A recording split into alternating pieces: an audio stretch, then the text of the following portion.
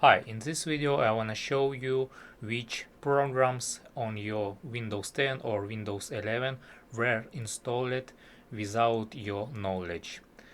To see which program you can delete, to do this it's very simple tutorial. Just go to Control Panel, then Category Large Icon, then go to Programs and Features, and then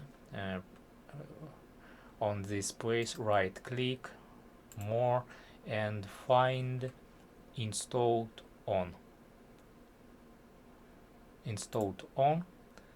and check this box, press OK, then organize all programs by date, and you see this program were installed by date.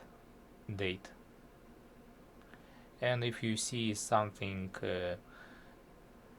dangerous or something that you don't know, just delete it or search in the internet what is the program, and if it is not what you want, just delete.